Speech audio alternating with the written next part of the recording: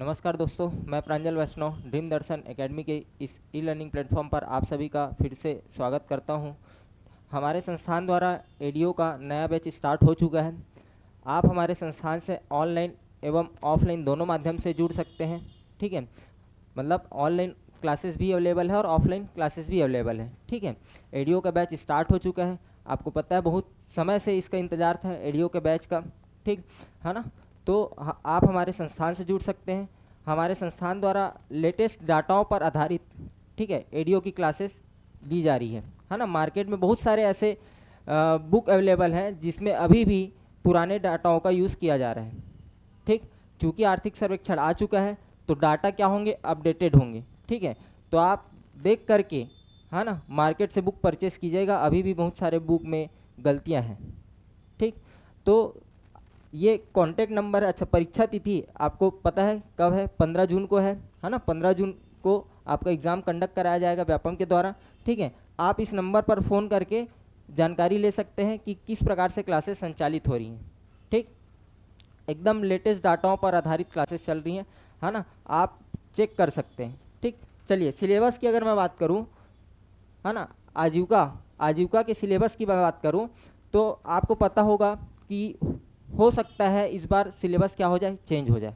ठीक है, इसके पहले आजीविका कितने नंबर का पूछा जा रहा था? 30 नंबर का पूछा जा रहा था, है ना। आजीविका, पंचायती राज और आपका ग्रामीण विकास, तीनों का आपका कितना नंबर का पूछा जा रहा था? 30-30 नंबर का पूछा जा रहा था। ठीक है, हो सकता है इस बार तीनों को क्या कर दे, कंबाइन कर दे। बट उसके अंदर जो टॉपिक्स हैं वो तो चेंज नहीं होने वाले हैं। पढ़ना तो हमको उसी को है और लेटेस्ट डाटा को ऐड करके पढ़ना है। ठीक है ना। तो अपन देखते हैं कि आजीविका के सिलेबस में है क्या क्या।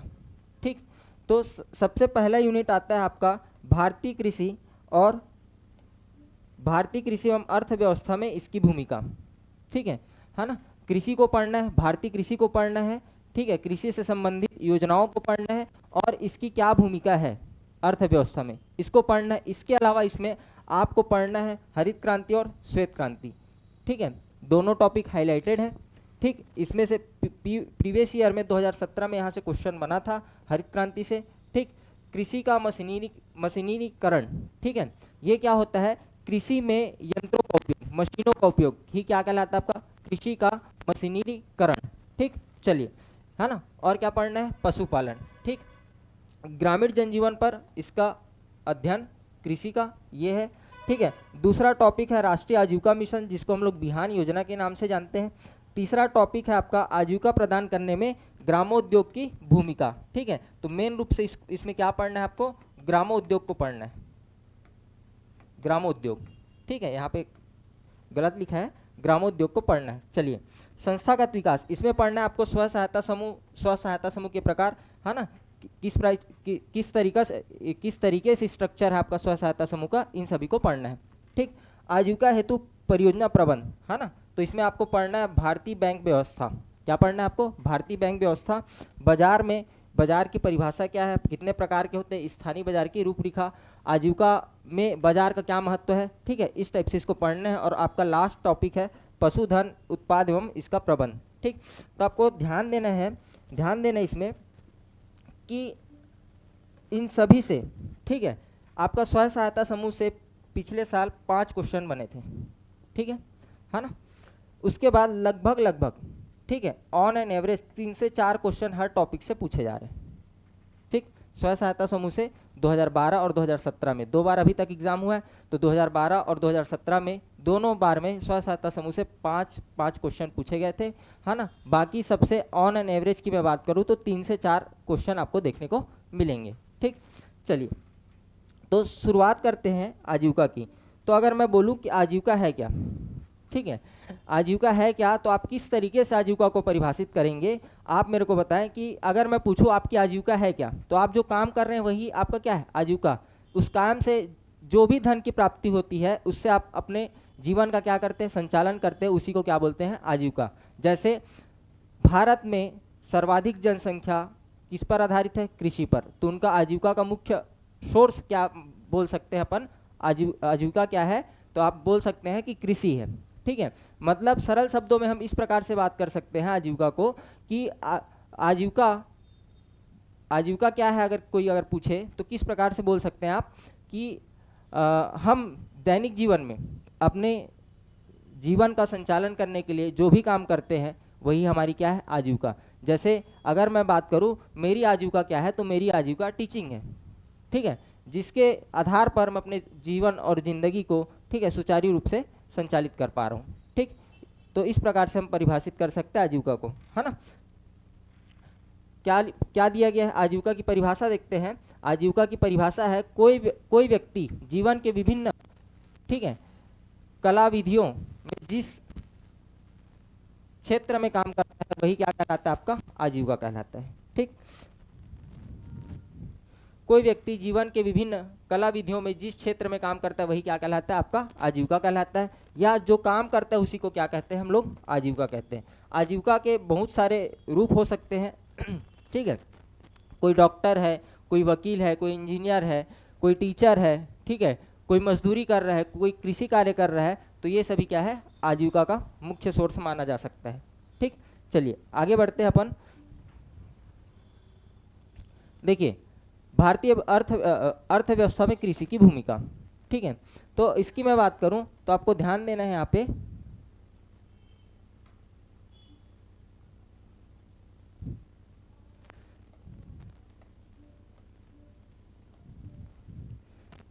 कैसा, किस प्रकार से भूमिका है, तो भारत एक कृषि प्रधान देश है। आपको पता है कि सर्वाधिक जनसंख्या क्या करती है, भारत में कृषि कार्य करती है। आपको एक डेटा बता रहा हूँ, भारत की, आपको याद रखना इस डाटा को, भारत की 42.3% जनसंख्या कृषि कार्य करती है। अब भारत का देखना है तो छत्तीसगढ़ का भी देखना जरूरी है, तो आपको ध्यान देना है छत्तीसगढ़ की 70% जनसंख्या कृषि कार्य करती है। इस प्रकार से अपन बोल सकते हैं कि कृषि भारतीय अर्थव्यवस्था या भारतीयों में कृषि आजीविका का एक मुख्य साधन के रूप में देखा जाता है। ठीक, आगे बढ़ते हैं।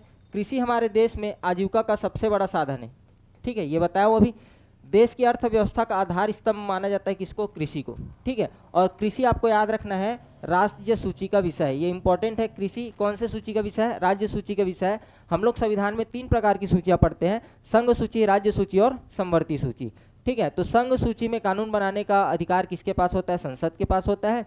राज्य सूची में कानून बनाने का अधिकार विधानमंडल के पास होता है। और समवर्ती सूची में केंद्र और राज्य दोनों आपका नियम और कानून बना सकते हैं ऐसे विषयों पर, बशर्ते ओवरलैप नहीं करना चाहिए। ठीक, चलिए इसके अलावा आपको ध्यान देना है कि भारत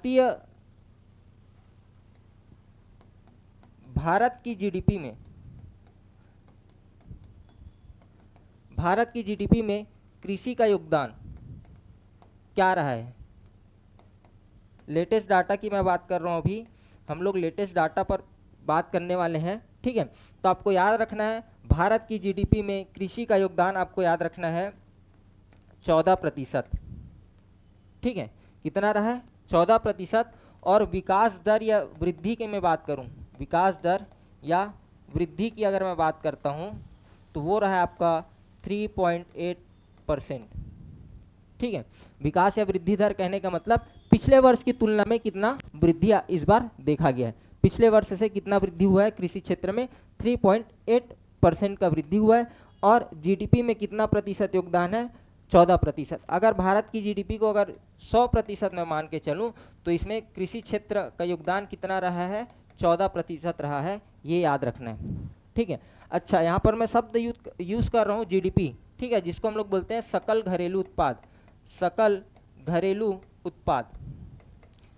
तो ये क्या चीज़ है सकल घरेलू उत्पाद, तो आपको याद रखना है किसी एक निश्चित भौगोलिक क्षेत्र के अंदर उत्पादित अंतिम वस्तु तथा सेवाओं का मौद्रिक मूल्य क्या कहलाता है, आपका जीडीपी कहलाता है, सकल घरेलू उत्पाद कहलाता है। ठीक है, कहने का मतलब ये है कि ये जो अपन शर्ट पहने हैं, ठीक है, इस शर्ट को बनाने में कुछ रॉ मटेरियल्स लगे होंगे, बटन लगे हैं, ठीक है, कपड़ा लगा होगा, ठीक, तो इन सभी चीज़ों को मिलाकर क्या बना है, ये शर्ट बना है ना। तो रॉ मटेरियल कहीं से आया होगा, कहीं किसी जगह फैक्ट्री में बना होगा, ठीक है। बटन्स कहीं और से आए होंगे, है ना।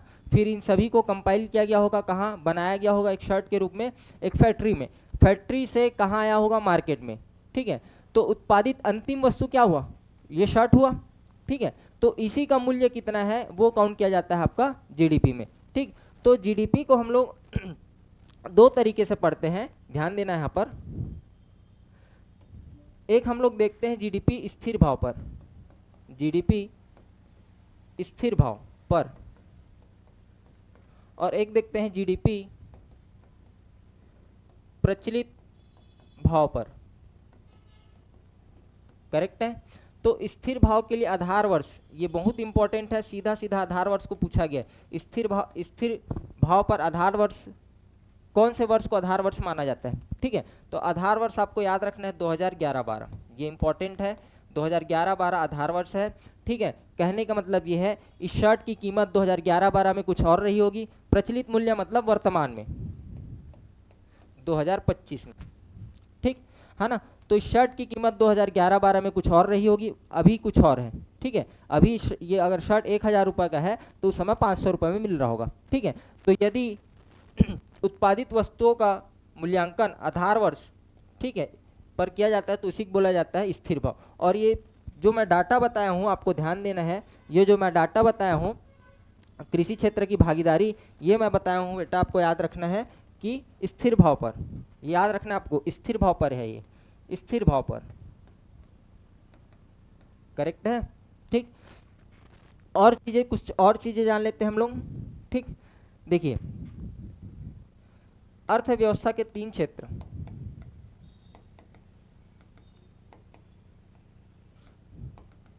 ठीक है। एक होता है आपका प्राथमिक क्षेत्र, एक है आपका द्वितीयक क्षेत्र, और एक है आपका तृतीयक क्षेत्र, ठीक। प्राथमिक क्षेत्र में आपका कृषि शामिल है, कृषि प्लस खनन उत्खनन, समझिएगा इसको ध्यान से, बहुत बार पूछा जाता है, ठीक है। तो प्राथमिक क्षेत्र में कृषि के साथ आपका क्या शामिल है, खनन उत्खनन शामिल है। द्वितीयक क्षेत्र में उद्योग और विनिर्माण शामिल है, ठीक है। और तृतीयक क्षेत्र में आपका सेवाएं, ठीक।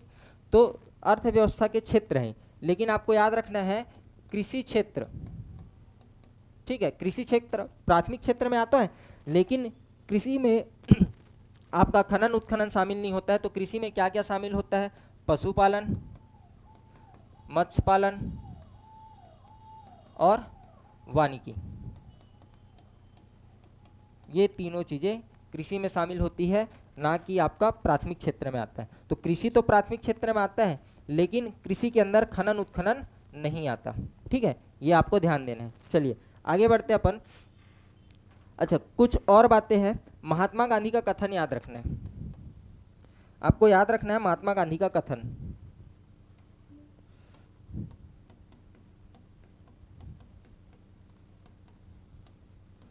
महात्मा गांधी का कथन, तो महात्मा गांधी जी का कथन था, कृषि भारत की आत्मा है, बहुत इंपॉर्टेंट है, इसको याद रखना है। कृषि भारत की आत्मा है, यह कथन किसने कहा था, कृषि भारत की आत्मा है। तो आपको याद रखना है यह कथन कहा गया था महात्मा गांधी जी द्वारा, ठीक। तो ये याद रखना है आपको, ये कथन को। एक और चीज याद रखना है कि कृषि को भारतीय अर्थव्यवस्था की रीढ़ की हड्डी कहा जाता है, ठीक है। क्या याद रखोगे कि कृषि को भारतीय अर्थव्यवस्था की रीढ़ की हड्डी कहा जाता है, ये भी आपको याद रखना है, ठीक है ना। रीढ़ की हड्डी या मेरुदंड भी बोल सकते हैं इसको, मेरुदंड, है ना। रीढ़ की हड्डी क्या बोलते हैं, मेरुदंड, ठीक। तो आपको ध्यान देना है कि महात्मा गांधी का कथन क्या था और किसको भारतीय अर्थव्यवस्था की रीढ़ की हड्डी कहा जाता है, तो आपको याद रखना है कृषि को, ठीक। चलिए आगे बढ़ते हैं अपन।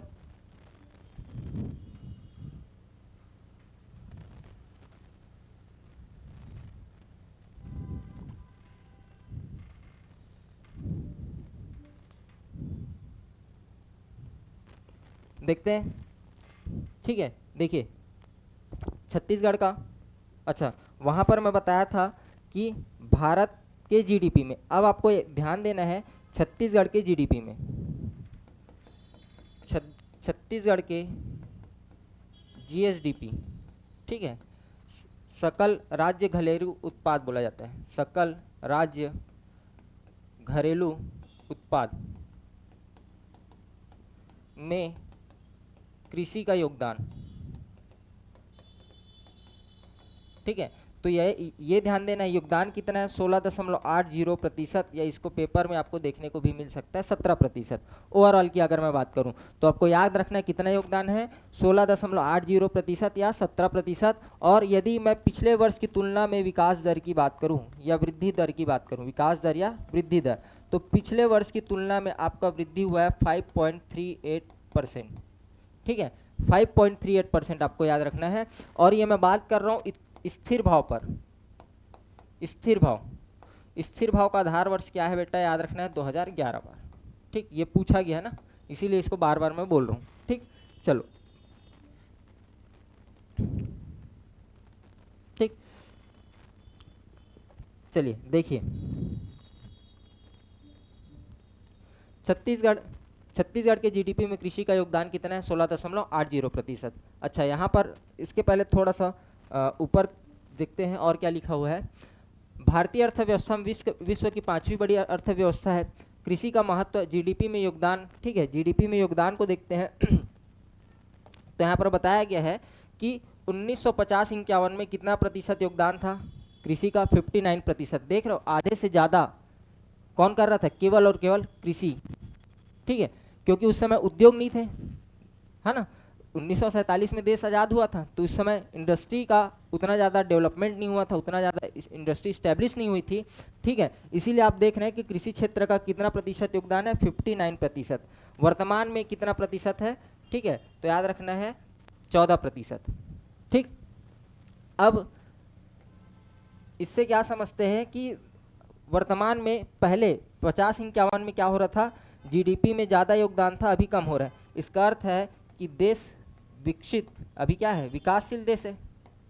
भारत कैसा देश है, विकासशील देश है, ठीक है ना। अब इससे किस ओर बढ़ रहा है, विकसित देश की ओर, जैसे अमेरिका, ठीक है। तो अमेरिका के अगर जीडीपी की बात करूं तो सर्वाधिक योगदान उनका रहता है जीडीपी का आपका सेवा क्षेत्र में, ठीक है ना, सेवा क्षेत्र से, ठीक। तो ये ध्यान देना है आपको, ये डाटा ध्यान देना है, वर्तमान में 14%, इसको मैं बता चुका हूँ, ठीक है। छत्तीसगढ़ के जीडीपी में अभी बात कर चुके हैं 16.80%, या ओवरऑल इसको 17% भी बोल सकता है। और विकास दर कितना देखें, 5.38%, ठीक है। दोनों डाटा याद रखना है, लेटेस्ट डाटा है। छत्तीसगढ़ में 70% जनसंख्या कृषि पर निर्भर है, इसको भी मैं बता चुका हूँ कि पहले कि छत्तीसगढ़ में कितना प्रतिशत जनसंख्या आपका कृषि कार्य कर रहा है, तो आपको याद रखना है 70%, ठीक है। छत्तीसगढ़ में 40.10 लाख किसान परिवार, ठीक है, कितने लाख किसान परिवार, 40.10 लाख किसान परिवार में से 80% लघु एवं सीमांत श्रेणी में आते हैं, ठीक है। तो सर ये लघु एवं सीमांत श्रेणी क्या है, तो जोत के आधार पर किसानों को बांटा गया है, ठीक है, किसके आधार पर, जोत के आधार पर, जिसमें वे खेती करते हैं, खेती योग्य भूमि, है ना, जोत मतलब जोतना, ठीक है, तो जोतेंगे तभी खेती करेंगे, तो इस प्रकार से समझ सकते हो। तो जोत के आधार पर आपको याद रखना है सीमांत किसान किसको बोलेंगे, तो आपको ध्यान देना है 1 हेक्टेयर या उससे कम भूमि, ठीक है, जिसके पास 1 हेक्टेयर या उससे कम भूमि उसको बोलते हैं हम लोग सीमांत किसान। दूसरा आपको याद रखना है लघु किसान, तो लघु किसान किसको बोलेंगे, 1 हेक्टेयर से, जिसके पास 1 हेक्टेयर से 2 हेक्टेयर भूमि है, ठीक है, उसको बोलेंगे हम लोग क्या, लघु किसान, ठीक। चलिए आगे बढ़ते हैं अपन। व्यवसायिक महत्व क्या है कि भारतीय कृषि को औद्योगिक क्षेत्र और व्यापारिक क्षेत्र, ठीक है, व्यवसायिक महत्व में देखते हैं भारतीय कृषि औद्योगिक क्षेत्र और व्यापारिक उद्देश्यों के लिए आंतरिक और बाहरी दोनों दृष्टि से महत्वपूर्ण है, ठीक है ना। अपन देखते हैं कि कृषि से संबंधित जो प्रोडक्ट है उसका क्या किया जाता है, दूसरे देशों को भेजा जाता है, ठीक है, निर्यात किया जाता है ना। तो कृषि जितना ज़्यादा कृषि होगा उतना ज़्यादा उद्योग स्थापित होंगे, उद्योग स्थापित होंगे तो प्रोडक्ट बनेंगे, ज़्यादा प्रोडक्ट बनेंगे तो ज़्यादा प्रोडक्ट बनने के बाद उसको दूसरे देशों में निर्यात किया जाएगा, ठीक है ना। तो व्यावसायिक महत्व है। इससे क्या होता है, इससे अगर जितना ज़्यादा हम लोग किसी प्रोडक्ट को निर्यात करेंगे उतना ज़्यादा क्या होगा, विदेशी मुद्रा का भंडारण देश में बढ़ता जाएगा। इसी को हम लोग देखते हैं व्यावसायिक महत्व के रूप में। जैसे हम लोग चाय, कॉफ़ी, चीनी, कपड़ा, ठीक है, इन सब का क्या करते हैं, निर्यात करते हैं, ठीक है। तो विदेशी मुद्रा अर्जित करने में सहायक होता है। कितना है अपने पास, 49.6% है विदेशी मुद्रा, ठीक है।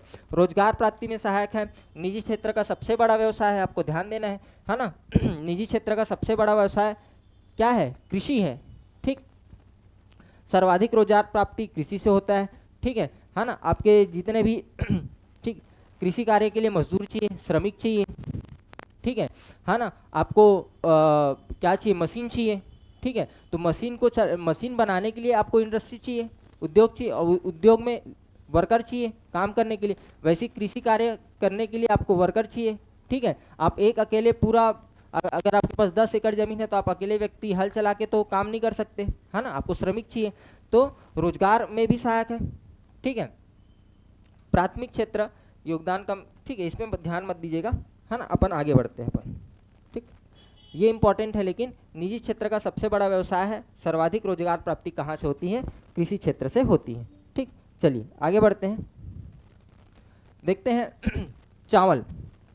अब ठीक है, कृषि खाद्यान्न फसलों में, ठीक है, हम देखते हैं कि देश में अग्रणी राज्य कौन सा है। जैसे चावल के उत्पादन में, ठीक है, आपको ध्यान देना है सबसे ज़्यादा चावल कौन सा राज्य अभी उत्पादन किया है, तो आपको ध्यान देना है तेलंगाना, ठीक है, एकदम मोस्ट इंपॉर्टेंट है, लेटेस्ट डाटा है। इसके पहले क्या था, वेस्ट बंगाल।